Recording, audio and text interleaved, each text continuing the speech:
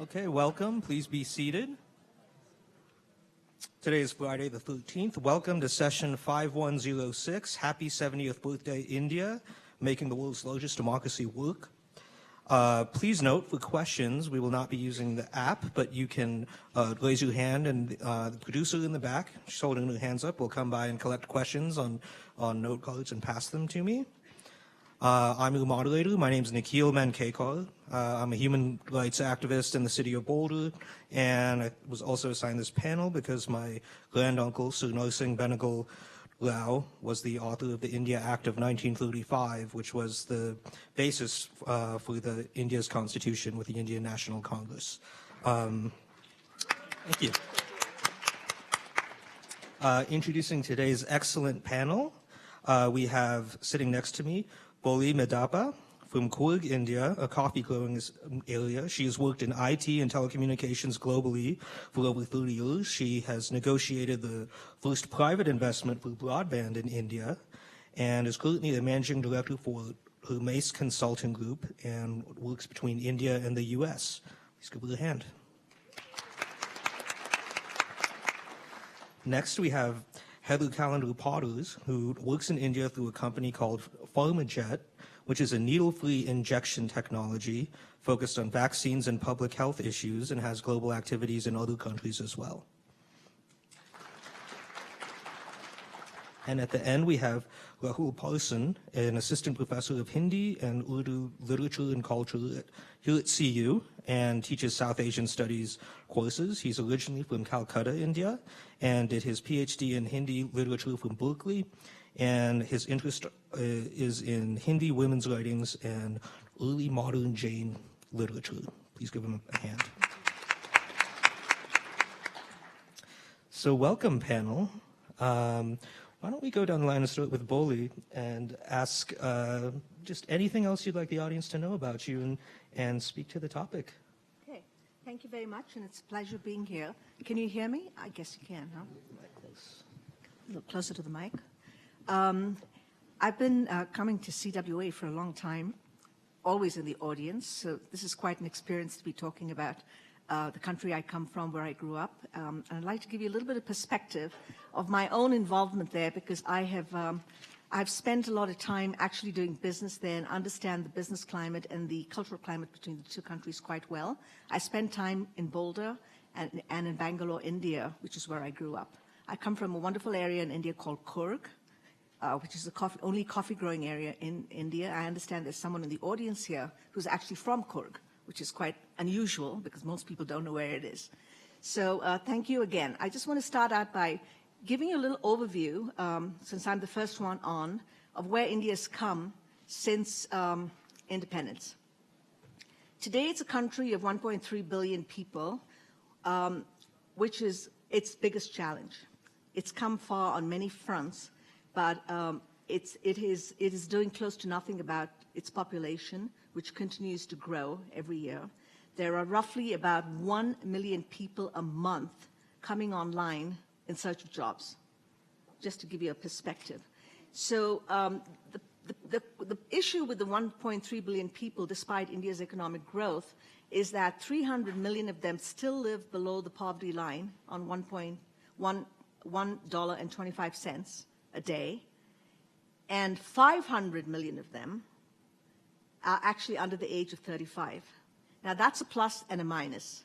It's a plus because it's been written up a lot in the last few years as being India's demographic dividend, because unlike China and its one-child policy, India has a whole bunch of young people waiting to come online to work.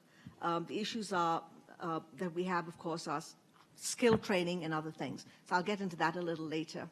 So I actually went back to India when it opened up in 1991, and so have some personal experiences of how the opening up of the economy in 91 has helped people, and some of the issues that it's caused in terms of development across the nation as opposed to in certain states. We'll talk about that a little later. Today, India has done a lot since communications opened up. It's got 462 million internet users, right behind China. And it has about I think, almost 1 billion mobile phones. So with that, let me go on to tell you what the 3 stages of that I have, as I see them, of the development of India. So between 1947, when India got its independence on the 15th of August, through about 1975-77, and a little beyond, it was a socialistic, mixed economy country. So a lot of the businesses were controlled by the government. They were targeted strategically by Nehru, Jawaharlal Nehru, who was our first prime minister. And the other parts of the industry that were let out to private sector were controlled by something called the license Raj. So there were 5 or 6 companies and people, very similar to the Korean chaebols, that actually controlled everything from, food to airplanes. So that was one of the key definers of that era. A second thing that was important was when Nehru came on board, he tried to keep India as a secular country. And when the Constitution was written in 1950, it really talked a lot about, it was a beautifully written Constitution and talked a lot about equality and justice for all. Some of that may be coming up in question with the current government, but that's how it was in those eras. In 1975, actually 1972, Indira Gandhi, who was our 3rd prime minister and Nehru's daughter, created a state of emergency in the country where for the first and only time, the press was not allowed to operate freely. People were sent to jail, and there was a lot of resistance from the public. So that lasted between 72 and 75. In 1977, she was basically voted out of office, and they went back to a gentleman called Mr. Morarji Desai as the prime minister. Between 1997 and 1991, India continued to mull along with what they call the Hindu rate of growth, very slow growth. A lot of nobody could come into the country and give people the most competitive products. One of the examples of the license Raj, for many of you who may have been in India, would be what we call a tuk-tuk or an auto rickshaw, 3-wheeler. It was run by a man called Rahul Bajaj, who was actually a Harvard grad, went back to India, started this business. But he refused to bring a non-polluting vehicle into the country because he owned a monopoly on the polluting vehicle. So that lasted till India opened up in 1991, when it opened up to foreign competition, and then other people could come, and the climate in India changed. So in 91, India had a crisis. It basically had a default on its balance of payments. And so Manmohan Singh, who happened to be the finance minister at that time, he later on became one of our prime ministers, actually decided this was the time now, instead of defaulting, for India to open up to private investment for all sectors. So that's when I went to India in 1991 with a company I work for here called US West, and we put in a proposal for $1 billion to open up the telecommunications infrastructure with wireless in India. It was a fascinating time because there were close to no regulations and rules in this particular industry, and so the 7 years I spent in Delhi as the managing director, 5 of them were trying to draft a regulation to define how this needed to be done. I personally have experienced in the era between 1991 and now, in less than a generation, what the opening up of the markets have done for the people. People who, for generations, had lived in villages or had lived with no expectation of what they could do with their lives, tied into their karma, basically, were now able to actually go and work in the IT industry, which was one of India's success stories, were actually able to get a passport and travel abroad if they wanted to. Most of their children go to private English-speaking schools. Many of them went on to college. They all work now, not all, but many of them work for companies like Hewlett-Packard and Amazon and AT&T. And this is all in a generation. So while they haven't really garnered the kind of wealth that you maybe have in America, what they have is now an opportunity, and they're not turning back. this is a huge plus for India, but it's actually also one of the big challenges because that has actually only affected a very small part of the population. So this 500 million that I talked about, with the 300 million inclusive there, which is under the poverty line, all now have these same aspirations. They are currently of the belief that they can do anything, they can go to school and get a job, and that's going to be India's biggest challenge because it's got very serious issues, which I'll talk about later in education, etc. How am I doing on time? Fine. Okay. Excellent. Keep going. Okay, so then I want to just go on and talk a little bit about what some of the successes are in India and in this period. One of the big successes that I mentioned is communications.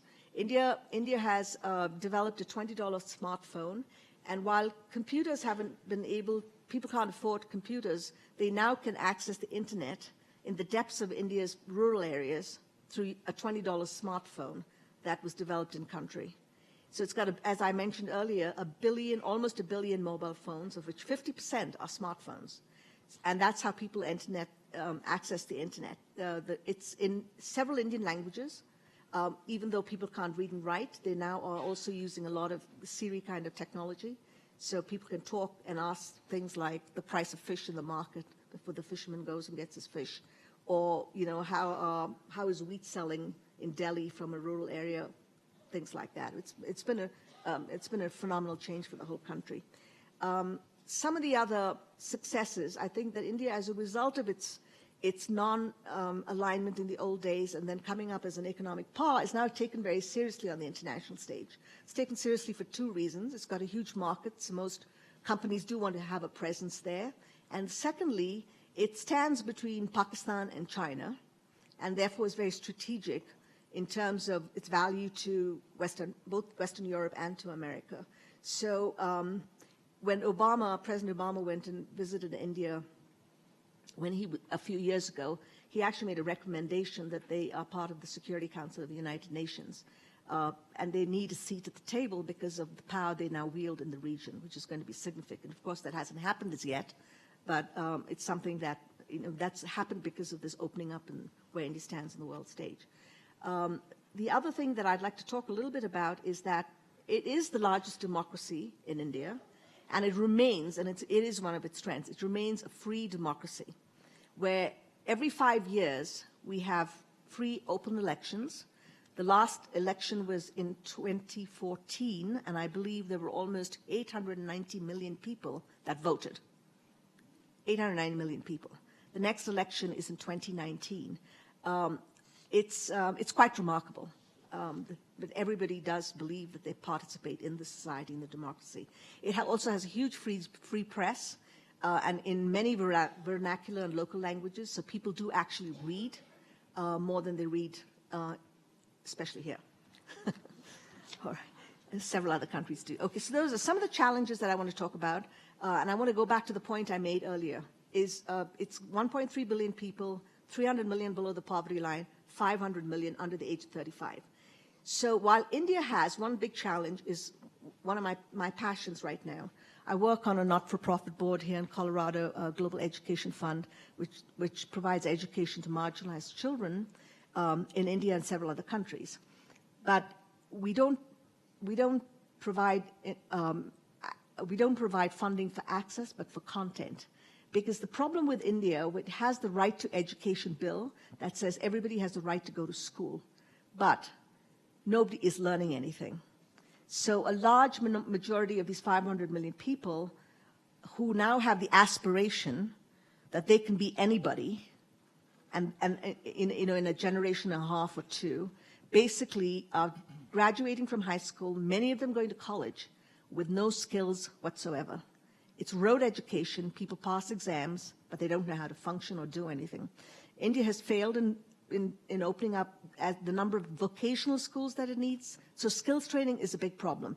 So unemployment as a result of this issue is really high in India despite the opportunities.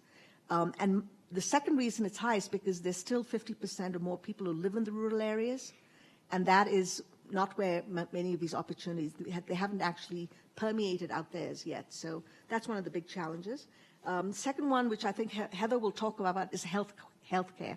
Very expensive, doesn't cover everybody, and there are myriad issues there, and I think you're going to address some of those.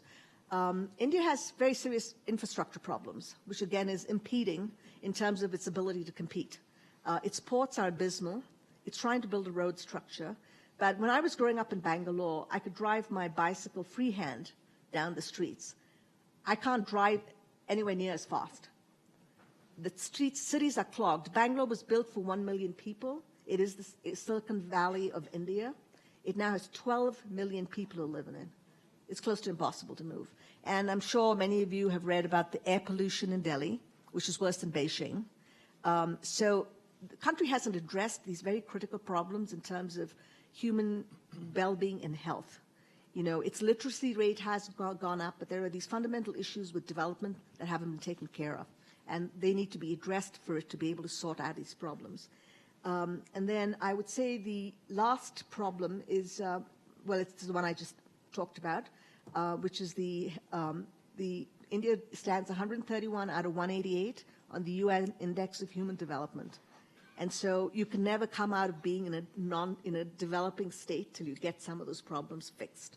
So these are things that the country needs to address. My last issue I want to talk about is the current government that runs the country, which is the BJP. It is a Hindu right nationalist government for the best part.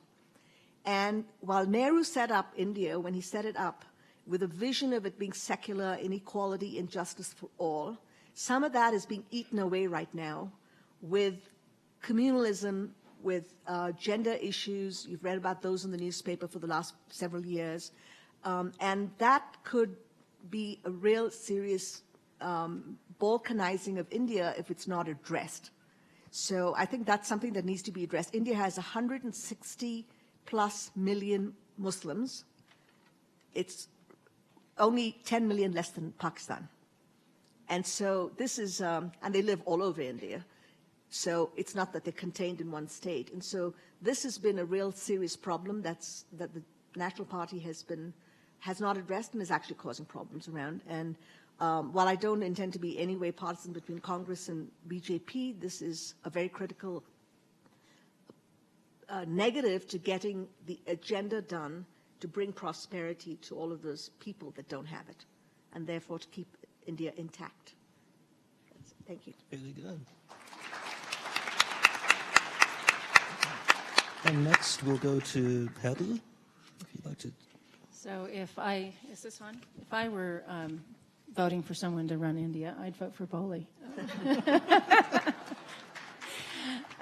In all seriousness, I bring a different perspective. I'm not Indian. It's really great that I have some experts here. But I was attracted to the first time to visit and travel to India in 1989. And I went with some fellow students. I was just finishing my graduate degree, and I have an international upbringing. So probably intellectually curious to start. But if you think about some of the frames of time that Boli named, we were at a relatively young age with no internet access and had the opportunity to meet with the Minister of Finance, et cetera, to see a different perspective of the development challenges of India at that time. And I think probably, in all honesty, I was way too young and naive to think that I could actually do something there. But it was one of those countries that in the back of my mind I thought that if they could solve certain problems, wouldn't it create a tremendous opportunity? So fast forward into my life and my career. I spent nearly 20 years investing money throughout Central and Eastern Europe, the CIS. I'm a fan of emerging markets. At the time that I landed was in 1991 when the wall had come down. So about 99% of the economies were related to the state-controlled sectors, which were in terrible shape. And I was part of an experiment with U.S. government money trying to invest in those countries to support what might be possible for private sector development. Even though that's not truly what happened in India, I think the same kind of transformation was kickstarted at about the same time. There's a huge movement in the world for change in many, many of these developing markets. And after a period of time of investing in these regions, I became entrepreneurial. So if you fast forward to what I do today and what brought me back to Colorado, where I'm originally from. I have a needle-free jet injection technology. So we focus on immunization for a reason.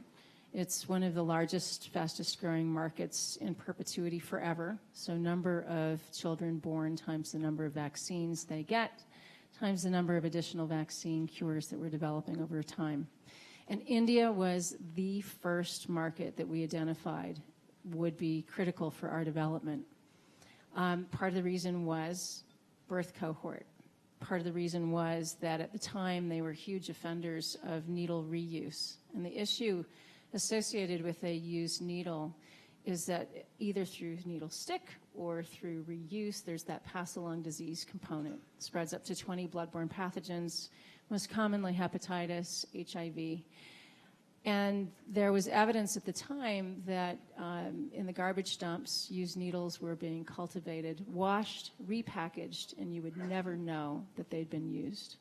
So this issue of disease burden for us was one that we wanted to address and cure. And the great news is that substantially that's working out, not across the board. But if you look at the time that we've spent in India, perhaps the last 7 years, we now have regulatory clearance and we have a commercial development partner, which I'll talk about in a moment. The country has made strides, and yet it's more often than not in the private sector. So that middle-class Indian market of roughly 300 million people pay for health care. What I observed in the emerging markets that I worked in initially is the same thing. The state system of healthcare was bankrupt. The physicians needed to open practices on the side in order to be able to support themselves. People needed to have solutions for healthcare if they had money. If it hurt or they killed or it killed someone, they were willing to pay for healthcare. I think the same kind of thing exists in India. And on the glass half full side, what that has brought is tremendous innovation and adoption, like a fast-forward adoption, a leapfrog of technology, and also creative approaches to lower cost investment or more intuitive treatment of patients. There are examples. One, there's a very famous eye physician that has developed low-cost solution for things like cataract treatments, where there's an operating theater with 8 or 10 operating beds around a revolving group of healthcare providers. And there are robotics involved, and you can go and receive an operation that costs probably 10% of what it would cost here. And those kinds of innovative solutions are being duplicated in other places. But it also is related to the fact that there wasn't enough money to do what we do here. And there wasn't, frankly, enough regulation to suppress development. So I think, again, on glass half full basis, there's a tremendous growth in innovation. Glass half empty, there's a huge growing market of people, births, as Bolly pointed out, not enough jobs probably to take care of all of those people. A number of people that would like to migrate from smaller villages to the big cities where there theoretically are more jobs, and that creates a tremendous drain on infrastructure. So coming back to again, some of our path of development, I'd like to use an example of our partner there, which is the Serum Institute of India. They're the world's largest vaccine manufacturer by volume. So 1 out of 2 children receive an immunization from the Serum Institute. And that vision started with the Poonawalla family, who were in Pune, India. I don't know if anybody's ever been to Pune. But the objective for this new graduate who went to Cambridge was to come home to his family business, and there was a typhoid outbreak. And because they owned horses, they took the serum from the horses and tried to create a vaccine. And they were successful, and they solved that issue. And if you look at the development of that business over the last 25 to 30 years, they've systematically grown to, again, be the largest, the lowest cost vaccine manufacturer. And they addressed the emerging markets when all the rest of the large pharma companies said, why in the world would we ever spend time on those countries if theoretically no one can afford what we're doing? And I'm a believer that there are cartels that are built to exploit market opportunities and profitability, and you look at public market activities, and that's kind of the plan, right? Make it bigger, better, faster, and price in tiered pricing in different places so that you can maximize your profitability. In this case, the Serum Institute's approach was, if we can make them in volumes, we can afford to distribute to the rest of the world, and we can afford to have a very large market share, which reinforces the fact that we can be a low-cost manufacturer with low-cost pricing. And they broke the cartel. And if you were to look at GSK's reports in the last couple of years, they tout how much money they're making from emerging markets in places like India. Sanofi owns a vaccine company in India today. So I'd like to think that I was brilliant in looking back and saying we should pay attention to India. As a company, we're not there yet. We're still a postage stamp. But we have one of the largest, most incredibly ethical partners that there is. And it took us 4 years to get through India. So thinking about why it is that the cost of healthcare is what it is, we had to actually try 3 times. There's a tremendous amount of bureaucracy. But we became embroiled in the changes in legislation that were meant to protect Indian local people, because there were some bad actors that theoretically were kind of using the Indian population as an experimental base for their developments. Now that we're out of the gate and we're commercializing, we're very optimistic that by creating that funnel, what it does for us as a foreign business, and keep in mind we're still a bit of a postage stamp, we now have 3 other Indian partners. So that one investment by our partner and by ourselves, including also the Gates Foundation, who helped subsidize these studies, has now opened up avenues with 3 other vaccine companies. And when we become a method of administration on the labels, what that does is it opens up our market opportunity to be able to go everywhere else in the world that those vaccines are produced. So by taking a step, a leap of faith, and saying we should invest our time and effort in India, we've created a solution that not only provides for clean immunization, so no needle, no needle stick, no pass-along disease, and your son or daughter or your granddaughter might not have hepatitis, all the way through to a shining example of what some of the largest companies in India have done, where they are on the global map. Social responsibility is in place, large markets, large export opportunities, and I'm thrilled to be able to play a little bit of a role in that. And I continue to be an optimist. I know there are tremendous issues at the public health level. India is the largest country with the lowest budget for public expenditure on immunization. And immunization is the cheapest form of preventative health besides clean water. So what's wrong with that? Well, it goes back to budgets. But I am optimistic in that if some of these issues can be addressed and fixed, and they're incremental, it will build a base that continues to be a shining example of what an entrepreneurial open democracy can create. And the limitations are indeed infrastructure and time, but I believe that it will continue to play a key role and an increasingly important role in the global development of technology, and a tremendous opportunity for also domestic trading activity of Indian company to Indian company. So I'll stop there and continue on with the rest of the panel. Thank you. Rahul? Go ahead. Thank you, Nikhil. Thank you, Woli and Heather. It's very difficult to follow these great discussions that you guys have begun, and I suspect there are many in the audience more qualified to sit up here than I am. But just a word about myself. I teach here at CU South Asian Studies, and my focus, as Nikhil said, is modern Hindi literature, particularly women's writing, and also early modern Jain literature. So this is, in a sense, how I really came to understanding India as I do currently. I was born in Calcutta, but my family moved when I was about 4, so I didn't exactly grow up in India, but we went back a lot. And in grad school, I spent about 3 years in India. And I should say right away, it's kind of important to be in India to see what's going on. It's not always possible to follow from this distance. And so, the panelists have presented a very nice image of some of the potential of India and what has been called India shining, and also some of the challenges, of course, too. So I will try to keep the same balance, but as my students will corroborate, I can be a bit of a killjoy. And I may lean a little bit, put a little more emphasis on some of the challenges India faces. In January, I was in a conference in Kolkata on the status of Hindi internationally.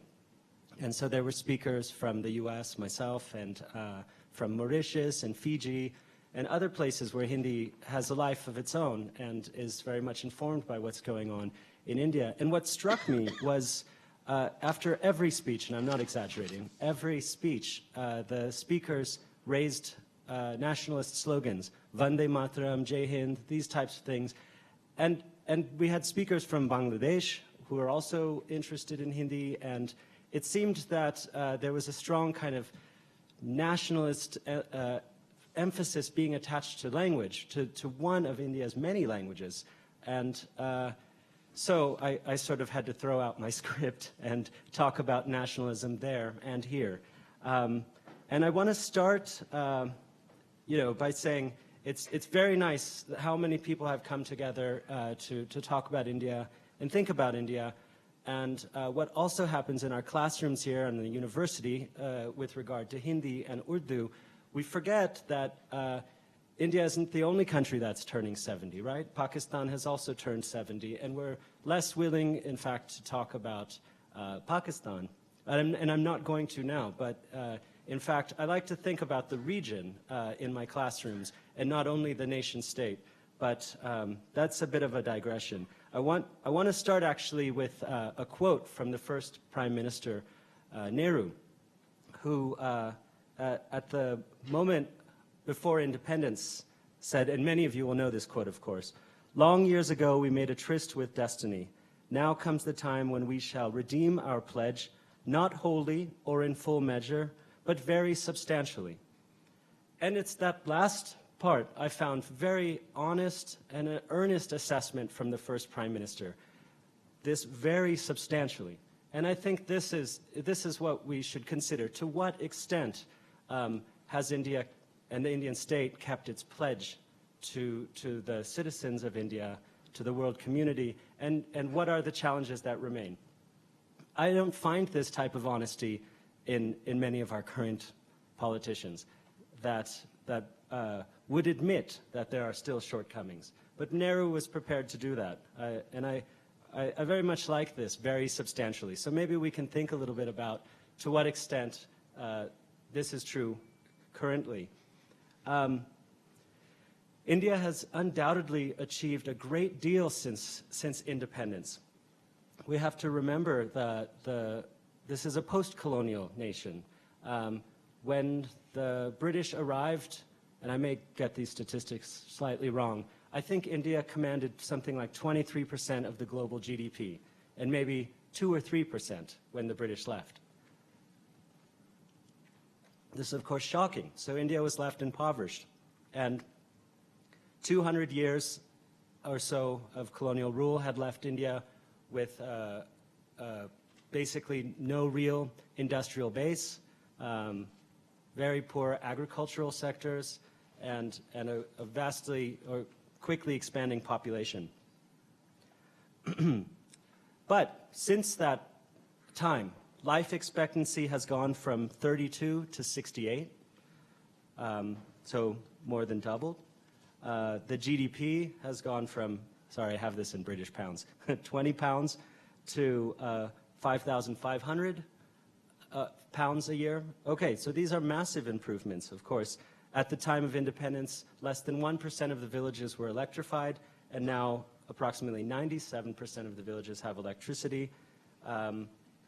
Less than 12% had seen the inside of a classroom before independence, and now closer to 74% are literate, with Kerala reaching nearly 100% literacy. So these are some of the big achievements that a post-colonial state can manage to make. Every change of government in India has happened with the ballot box, with no military involved. This is a huge achievement. And at the time of independence, many Western thinkers, pundits, didn't think India was sustainable because of its diversity, because of the problems faced by India. And of course, that has been proven wrong. India has maintained a more or less functioning democracy for this time. And I find when I'm in India speaking to all sorts of people, including rickshaw drivers, chai wale, and of course the sort of educated elite and people in my family, that there's a level of political consciousness that's very impressive. I believe people know their political interests quite well in India, sometimes I think more than here. I hope that doesn't sound offensive, but there are challenges, of course. It seems at this moment, as Boli referred to also, in the current political climate, India has started to turn its back in some ways on its promise of a tolerant and secular society.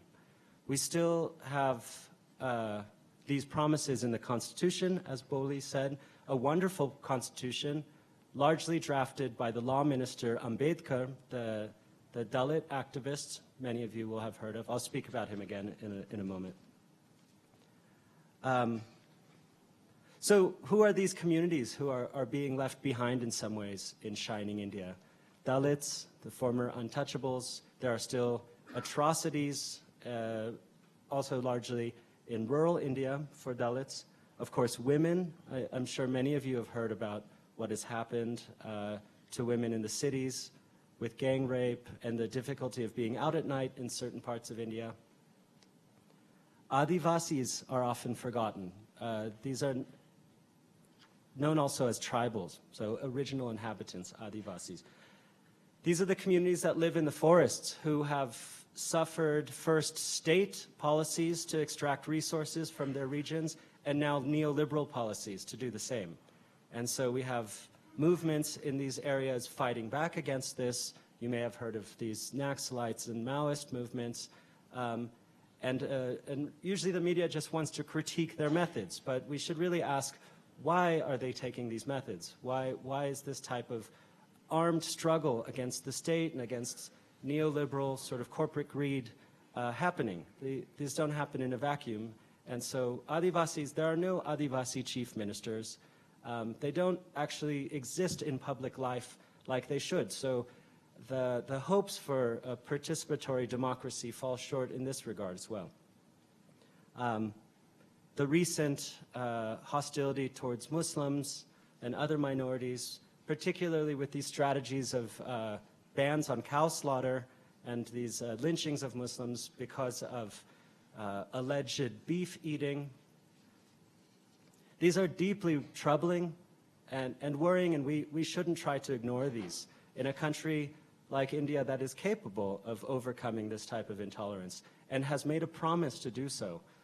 We have to continue to insist that these things, this inclusion, the promise of the Constitution actually happens.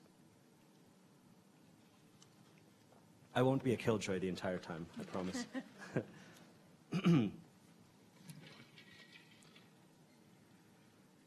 So the political climate has also consolidated certain internal hunts for enemies within India, and this includes writers, liberal intellectuals, filmmakers who work with Pakistani actors. Many of you have heard of this. An intensified support for the military occupation of Kashmir. Regardless of how you feel about that,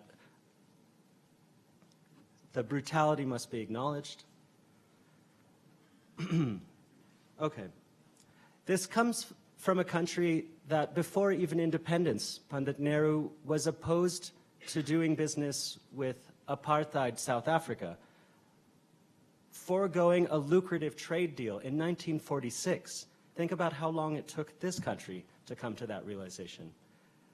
India was skeptical of making alliances either with the Soviet Union, the Eastern Bloc, or the Western powers. Therefore, Nehru and Marshal Tito and others, Nasser in Egypt, I believe, formed the non-alliance treaty. So there's an immense amount of courage that came with the sort of beginning of the Indian state that we'd like to see sustained.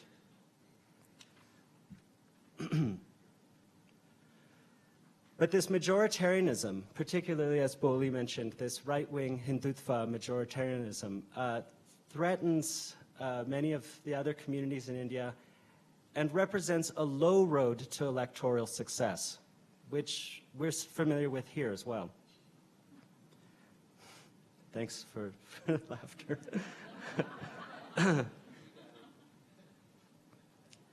So again, I wanted to reiterate that India had a very difficult start. An unproductive agricultural economy, a weak industrial base, and extremely low levels of literacy. 27% for men and 9% for women. And so huge strides have been made, and so huge potential is there. But with this growth, again, the complexities of what happens when we grow at this rate, the environmental disaster, I think Boli referred to this as well. It's difficult to breathe in Delhi, and the reason we know that is this affects all classes. But the environmental problems elsewhere in India can go overlooked. And there's a pernicious myth that a country can't grow without without destroying its own environment. And this has to be rejected. And this is where I think this is the most exciting aspect of current India, are the points of resistance and critique. Thinkers who came to our own campus here, like Vandana Shiva, many of you maybe saw her speak last year, who take a courageous stand against sort of received wisdoms about how agriculture should happen and how the environment should be sort of sold out in favor of rapid economic growth. Vandana Shiva, other thinkers like, well, I mentioned earlier, Ambedkar, of course, the Dalit low-caste leader, who exhorted that the excess of democracy and justice in India required a call to the people to educate, to agitate, and to organize. Other thinkers, like Arundhati Roy, many of you know, courageously oppose the actions of her government, courageously visit these Naxalites and Maoists in the jungles. Maybe if you've read these articles. Nobel laureate Amartya Sen, subaltern studies groups these are scholars who offer a different look at history, and so the Indian model of seeing history from below, from the subaltern studies group, has informed global studies and global South studies across the world, and inspired scholars to think about history in different ways. Not just the histories of elites, but the histories of also peasant movements and sort of forgotten groups. And so these are very inspiring developments in India, the type of intellectual development and critique that Indian thinkers have offered. I mentioned Amartya Sen again. He has a book, maybe you're familiar with, The Argumentative Indian, in which he talks about the most ancient and persistent democratic institution in India is debate. That Indians are very happy to get together and argue. In Bengal, it's called Adda. Elsewhere, it may have a different name. Going back to the early Buddhists, Jains, and Hindus who would gather together to debate, taking a few things as given and then debating on the nature of reality, the correct path to liberation, and so forth, but peacefully. And this institution, this idea of the argumentative Indian, which Amartya Sen says exists in every society, but is highly visible in Indian society, is the type of sort of freedom of expression and thinking that India requires to come up with the best possible ideas to move forward. As I mentioned earlier, my main project is contemporary Hindi, but another interest close to my heart is early modern Jain literature. And there's a Jain philosophical idea called Anek Kantvad that I'll share with you. It is the doctrine of manifold perspectives. The ancient Jain philosophers realized that everybody has a real and legitimate claim to the truth, albeit partial, from that person's perspective. And this is how I think that India has been able to function and should continue to function, acknowledging the variety of perspectives and viewpoints that must come together to give a holistic picture of what the problems are and what the potential solutions are. So that again is Anek Kantvad, if you want to look that up. And so I think we should continue to debate and argue, which I suppose we'll do now. And thank you for your attendance and your attention. Really good. And before we go to audience questions, just if anyone on the panel would like to respond to what anyone else on the panel has said, who has a question for another panelist, go ahead now. Anything? No? Okay. Well, we'll go to audience questions then. We'll start off with one. This is addressed to Boli, but anyone can take the question as well. You mentioned 300 million poor at $1.25 a day. What is it today versus the 50s, 60s, 70s, 80s, etc., and what progress has been made since 1991 when India opened its markets to outside investment? I'll take a shot at that. India opened up in 91. It only affected that many people. There's 250 million people who are currently in the middle class in India, consider the middle class. That's expected to double by 2020, by 2025 actually. There were 10 million people in the middle class in 1980. But through all of this progress, what the governments, various governments have done is that they've actually not addressed the issues of the people who live in poverty. While certain numbers have come out of that poverty, many of them remain there. So I don't actually know what the number is in 1947, when there were only 350 million people in India, but it's significant today. And I'm not sure you can address that better. Can I see the question? Yes. Do you have something to add, Heather? I'd like to address just improvement in poverty since in the past few decades in India. Yeah, I'm not qualified actually to address that, but I will say what I find so interesting in the English language representation of India shining is not the same story we see in the so-called vernacular languages, Hindi and Bangla and so forth. So there have been interesting critiques of the neoliberal reforms in literature. And I think one novel comes to mind, Kalikata via Bypass. This is a novel about what it has meant, what the generational gap has seen in terms of changes regarding rapid development in India and who's been left behind. And so maybe to answer these questions more completely, we'd have to have a sense of how these developments have been seen from different perspectives, right? From what it has meant for farmers, for example. And yeah, but would you like to add anything? Or? I guess just to add a little bit that if we understand that rural India had no electricity, your statistic, and today rural India 97% coverage, I think that there is a building block factor here where we're seeing accelerated rates of development in a bigger economy. And that would certainly be true for my time in Central and Eastern Europe, where we took tremendous risk to invest in developing a mobile telephony network in Romania when there were orphans on the streets and wild dogs and people didn't have any heat. But the truth is adding connectivity and allowing people to communicate created tremendous wealth for that country. So I think there are certain things that today we would all agree are accelerators that make that GDP figure a little bit harder to interpret if you look so many years ago. And then lastly, there still probably continues to be a lot of barter exchange that's just not counted. Because when I arrived, for instance, again to Poland, the banking infrastructure didn't exist. It took 22 days to wire money. Companies paid payroll in cash. India has a tremendous banking sector, and then in the last, 18 months ago or so, they decided to swap out the currency hopefully everybody cashed in their mattress money. But these kinds of accelerators, I think, shouldn't be underestimated about what's going to happen with the acceleration of India's growth over the next kind of 3 to 5 years. Excellent.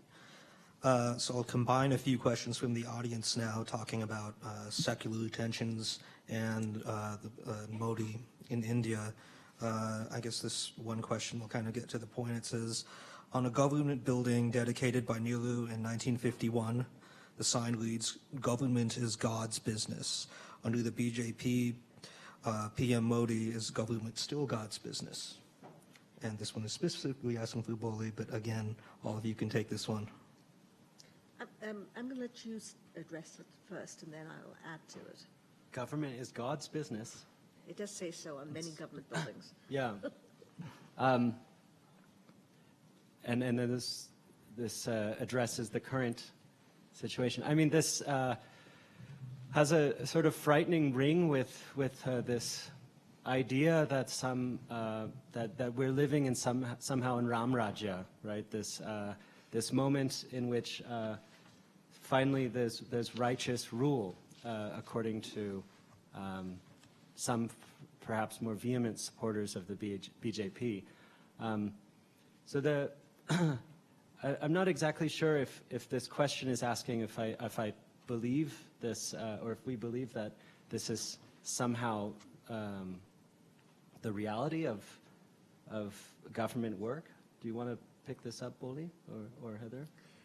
I'm going to address it slightly. It's not it's not government work. It's not the reality of government work. But what is happening as a result of the BJP in certain parts of India, and I'll take the state just north of Delhi called Uttar Pradesh, where an actual God-man was put in place as the chief minister of the state, who a completely radical Hindu national. So there have been some rather dramatic, there's been a lot of dramatic negative impact of his being there against the Muslims in that particular state especially. And so I would say there is a different interpretation. I myself don't understand why government buildings carry that sign of government business is God's business, because of the way the Constitution was written and everything else that we talked about a little while ago. But it does exist. I've seen it on buildings. But it's been taken to a new level now with this current government, and not a good one. Okay. I hope that addresses the question wherever it came from. I think it's a good answer. Right. Well, somewhat continuing down those lines, it says, could you please comment on the Satya Sai Baba organization? He lived 60 miles north of Bangalore, and giving free education in all its schools and free healthcare in all its hospitals. So maybe on the role of addressing the population and health and education crises the panel discussed at the beginning, what is the role of say, religious affiliation in that, and those kinds of charities in addressing those issues, and perhaps if you have comments on that. I'll start a little bit, and again, because I'm not Indian, it's really difficult for me to pretend that I'm an expert, but I like to be able to draw analogies because I've seen enough of the country and had many, many Indian friends and traveled and lived all over the world.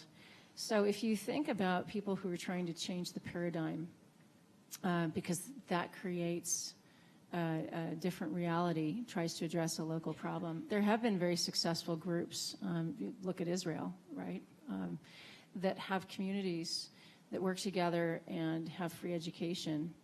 I think that there are opportunities for those to exist in an isolated set of circumstances. I can't imagine that overnight that could become a universal norm. But what happens with respect to behavior is if there are successful examples, it changes sentiment. And you can't create a sentiment without change in behavior. So I don't want to comment on the merits of that particular location because I'm certain that there are a lot of politics associated with it, but I am a fan of how much the paradigm's been able to change based on some of these examples. So I've been to this facility outside Bangalore, the Sai Baba facility, and there are many, many others. Now, all of you know about all the gurus in India. There are many, many, many of them. So what these gurus have done, not just Sai Baba, is to their audience, the people who have given them all their wealth, and sometimes not so, they have created compounds within which they have free medical care, they have hospitals, free medical care, and free education. Now, you may recall that I said a couple of the issues that we have with India is that not everybody, education and healthcare don't reach the masses. So I think it's a perfectly legitimate role because at least these people have somewhere to go and get very good medical care. So, there's another one that you may have heard of, another person called Sri Ravi Shankar. He is he started out as an IT guru, and now he's accumulated, gazillion billion dollars, and he's a huge campus outside Bangalore. And he has his own university, and he has his own school, and he has his own healthcare. So I think it's a way for them to try and give back. Is there an indoctrination process in play? I suspect so. But I think some bit of medical care is better than none, and most people don't have the ability to access it. So I think it's fine. I agree with the panelists, especially your last point, Boli, that if there are no alternatives, so I'm not speaking directly to Sai Baba's compound, but generally, I just want to add, I think the danger, of course, is letting the government off the hook by handing over these services to generous philanthropists or what have you. It's while it's absolutely needed, but I also, as Heather said, this paradigm change where we see this kind of support for people and this open-endedness. I think we see examples in gurudwaras with these public kitchens where people of all castes can eat, and so I think in this sense, in India, religion has played a very good example in some cases to push back against some of the strictures, but not in all cases. And again, my central point is that we have to be careful if we start to rely on religious communities to manage the work of state, and then it maybe won't be equally distributed or geographically distributed. So I just want to add one point to that. The reality is that only 3.5% of Indians pay taxes.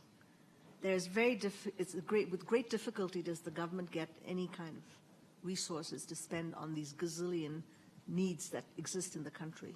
So I think that one of the things that the government has not addressed, while it gives like 4.8% of the budget every year to defense, is they have not found a way to address some of these institutions that need to be provided by the government.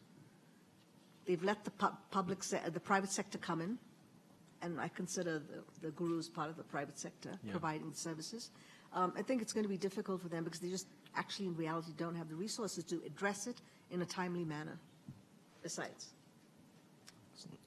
And a question that, following along those lines, does continued state ownership of some industrial companies benefit the people of India in a way that private enterprise could not?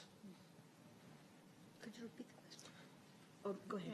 Yeah, I'll start with that one. And again, drawing some analogies from seeing the transformation from virtually no private sector in Central and Eastern Europe, an 18-country block of activity to what it is today. And I think it takes a number of factors. So if you look at level of corruption, that plays a major role. If you look at size and critical aspects of functionality, you don't want to privatize certain things that people need to have as standard municipal services that might otherwise exploit the need to charge more for their services, which then has a negative effect on the local population being able to enjoy the basics so that they can focus on other things. So I think using analogies of a measured approach to privatization, you could use most certainly Central and Eastern Europe, where in many cases they've done that very successfully. They've also spun those things out so that they can be owned by a larger group rather than just, for instance, one. It also brings in foreign investment, which India desperately needs. And so I think an appropriate measured approach will be critical, but maintaining certain key assets for a good long time to make sure before those may be sold or privatized is important.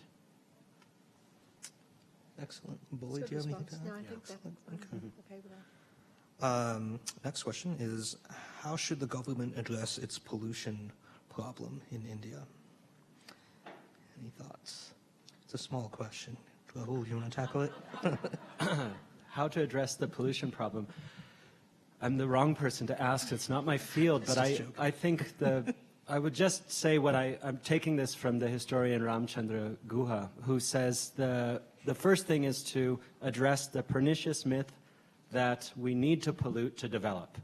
And I think once we reject that as a myth, we can make progress in that we can find ways that innovate, maybe have slightly lower profits for a few people, but longevity for many more, right? So, I'll stop there, but I think rejecting the myth that we have to pollute. China and India have badly polluted their environments for a massive growth in their economies, of course, and I'd like to think that it could have happened maybe a little more slowly, but more sustainably.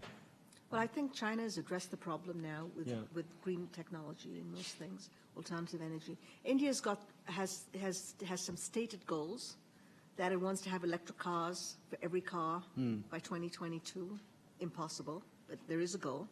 And they are trying very hard now to use solar and wind off-grid, because there is no way to get the electric grid, even if they could and had the ability, to the whole country. So I think those are positive steps. They need to do more about urbanization, because one of the other things that has, with pollution is that, I said Bangalore was built for 1 million, 12 million live there. Delhi has 25 million people in that city today. And I would say it doubled in less than 6 years. That's not sustainable under any count. So urbanization is a challenge. And I'll add that I'm aware of a number of investors that are actually investing in alternative energy in India specifically for that reason. Right. So I think, despite that it's a domestic problem, it creates it creates an opportunity for entrepreneurial activity. And they're approaching it in different ways, which includes farms of solar panels, because in certain rural areas that's certainly available, right? The population concentration is not there. And then next, on a local per household basis of things that actually started in Africa but have been combined together into one system, and low wattage LED lights. So I think there is going to be a little bit of a leapfrog again. If you look at the cellular technology, I'm certain that when Boulder went in to start to develop those things, there was not a business case for enough money to have a self-sustaining cellular network that today you would look back and say, oh my gosh, right? 1 billion handsets. So I believe that there will be certain solutions that families must afford that will be made available that will increase their own personal wealth and the village wealth. And so if you look at it kind of like bookends, there certainly has to be some solutions that are larger scale as well as on a per household basis. Actually, we based our business case on the fact that Indians love to talk. And argue. And argue. Yeah. But I think I agree with Heather here. I think there's lots of things that India is addressing by leapfrogging traditional technologies, and that this solution will come sooner than others to the country. Yeah. And just one last anecdote. I think this several years ago, I noticed there was a full-page advertisement with a picture of Manmohan Singh asking everyone to use solar water heaters. And I thought that type of engagement was amazing coming from here, because our leaders weren't taking full-page advertisements asking us to make certain changes. So I think the changes, it's hopeful. I believe that things can happen in India rapidly, as I think mobile phone technology is an amazing example. While it was introduced, I remember I went there one summer and spent the summer, and a few people had cell phones. Seemed like the next year, almost everyone, and then the year after, everyone. So it took 3 years for things to kind of to change. So I think India is capable of fairly rapid change. I think there's a lot of hope on certain fronts for sure. I mean, if you had seen Fareed Zakaria on CNN maybe 3 weeks ago, he was talking about how, from a technology point of view, one investor, Reliance Communications, put $20 billion into a 4G network, and in 1 year, India has become the largest user of data in the world. As an example, what they're capable of doing. Excellent. The next question is, how has the media / press played a role in the development of democracy in India? How is the media / press? Oh, okay. Yeah. Well, again, I'll be the killjoy. I think lately the media has been kind of slavishly mouthing the interests of the ruling party in many cases. So not all media, of course, but we see a kind of a restriction of speech in India with journalists and writers kind of threatened. Many of you have heard about writers returning their literary awards and so forth. So I think the media is robust in India and can really be a major part of the democracy, of course. And this may not exactly speak to the question, but another thing that struck me with the Indian newspapers, the good Indian newspapers often have public intellectuals in the sort of editorials. I think much more than I see here. And the major Indian scholars are often speaking with the public about the current issues. And I find this really important, the engagement from historians and political scientists through the press. And so I think it's a critical part of the Indian democracy. And we should be on guard when journalists have been silenced or even murdered in certain parts of India. Yeah, it traditionally played a very, very strong role in democracy. When I lived in Delhi, I think there were 21 English language newspapers that were delivered to me. That was in the 90s, a long time ago. If you go to any airport in India, if you travel, you'll see that every newspaper is there for free, and everyone's sitting and reading a newspaper. So the debate is carried on, and that's why these people are in these papers, because people read, they learn, they do use. It has been a key part. It is, again, journalists are being affected by the BJP. Young Kannada, which is the local language in Bangalore, journalist, was shot outside her house by 2 BJP thugs. I mean, it's a proven case that just happened 6 months ago. This never happened in the old India. So they've been threatened because of the role that they played and how robust the media is in India. Excellent. And beyond free press, could you speak to any platforms for citizen engagement with the legislative process in India? So the question is about civic engagement of citizens being critical to democracy. And so what does that look like in India today? So I'll just, while you're thinking about that, there is a very robust, there are several robust platforms for citizens to engage. 2 of them I'll mention. One is the Freedom of Information Act, where by law it was passed that if you had a question on any issue, why something was being built somewhere, why something was happening, in 30 days, the Supreme Court had mandated that they had to respond to the citizen and tell them exactly what was happening through the Freedom of Information Act. Land is a highly corrupt area in India, and in order to clean it up, basically all land records are now all computerized, not in all the states, but in most of the states, and you can query via the internet any question you want. And again, I think it's like 2 weeks for a response, and you can go to court. I mean, you can actually file a case if you don't get a response. So those are just 2 quick examples. Yeah. Go ahead. And just more locally in Calcutta, my aunts are involved in organizations for women's empowerment, and I find this really interesting how engaged they are, and in some cases their husbands aren't really aware that they're out in the world and doing these things, publishing. My aunts often translate between Hindi and Bengali and English to sort of make the community aware of, their rights and how they can petition the government for certain things, particularly offering legal counsel to women in custody cases or in cases of violence. So you see a lot of these small civic engagement organizations, and I can only really speak of Calcutta in this case, but it's vibrant, and I think that's an important part of pushing back against some of the programs the government is either falling short in and so forth.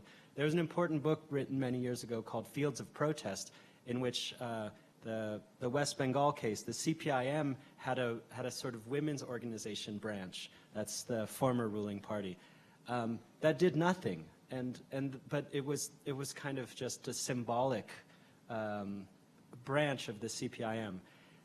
And this kind of undermined the women's rights agitations that were going on, because the CPIM could say, we already have a branch. But slowly, sort of independent branches opened, not branches, but independent organizations that opened that started to really challenge the CPIM, that it doesn't really matter which party it is, but challenging the ruling party in terms of what are you delivering in terms of protections for women and women's rights and so forth, and in this case. And so my aunts, two of my aunts joined these organizations in order to engage with the government. And they are, part of, I think, a much broader network in Calcutta, and I assume many cities have this. Yeah, I think that's one thing that needs to be mentioned. India has a very robust non-governmental organization sector wherever you go. And these are people like his aunts who actually take up issues on behalf of the citizens of that area. And they've taken the government all the way to the Supreme Court on many issues. They've stopped dams being built. They've stopped also very, very effective in India. Excellent. And I'll address this question to Heather and then open it up to the panel. How do you propose to solve or deal with the huge and growing population of India? Just a small one. Single-handedly, right? It's up to you. Some friends will be helpful. Boy, population growth is a tough one. It's possible to look at the difference between China and India in the last 2 decades of development and determine maybe what would have been best practice. I think in terms of healthcare and the population needs in India, the economy is actually open to help, and I don't see that in China. In my business, we have activities all over the world. Again, I call it my grand plan of global domination. We're not there yet. We're not replacing needles everywhere in the world. But if you look at the 2 different approaches to healthcare, India has had its act together from the point of view of innovation and quality for a very, very, very long time. And China has been systematic in creation of an industry that is insular and violates intellectual property. So I hope that the blueprint that India has created is better. I think one of the problems is that you have population growing at a rate that is just unsustainable in terms of providing a safety net for everyone. So without the proper implementation of a tax base, which goes back to government, it is not possible to provide a more universal health care system anytime soon in India. And yet on the other side, if you look at a controlled economy like China, you get the basics, but most people still pay for more. So I don't think there's a healthcare system in this world that's perfect unless they started a really long time ago. Perhaps the Netherlands would be a great idea, where if you go off and you spend 12 years becoming a doctor, this is, college and postgraduate, and then somebody tells you that you're only allowed to work for 8 hours and charge X, and if you see more patients, we're going to fine you. I don't think there is a fix here, because in order to fix what we have today, we would have had to start a long, long time ago. So I'm not optimistic that everyone can have the same access. Let me just give one quick comment to that. The bad news is the base. It's 1.3 billion people. The good news is that actually literacy, which has improved phenomenally in many, many states, has brought down the number of children people have. When in 1947, the average number of children a family had was 6. Now it's 2.5 or something. I mean, it's 2 point something. I don't know the exact number. And that is correlated by state to the literacy level in the state. So education, one more time, plays a very key role, could play a very key role in bringing some degree of management around the population, but you still have starting with a large base. Excellent. And last question. We've got a little less than 5 minutes, but it's just a small one. If the panel would like to comment on this status today of relations between India and Pakistan. You each have 1 minute. We have a deep relationship with a person in Pakistan. He's a Forbes 50 individual, and funny enough, family came from India. He and his daughter have a number of successful businesses that they've developed cross-border. And I'd like to think that there is a population that is educated enough to understand that they need to rise above the politics, and they would be a shining example. If you look the other way around, we have very significant Indian partners, and they would be more than happy to do business in Pakistan. But the difficulty, of course, is that you can't have kind of a direct relationship all of the time. That is something that is once it becomes on the radar screen, I think becomes controversial with the population that is less educated and more emotional about the difference between the two countries. Go ahead.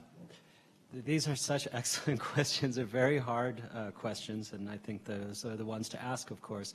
For this, I'm only going to tell a small personal anecdote. In October, I went to a conference in Islamabad to give a paper on Hindi literature, and it was a literature conference. And it was very difficult to get a visa because my passport, of course, says that I'm born in India. And so it was hard to go. And I was lucky to be invited, and I finally got the visa and went.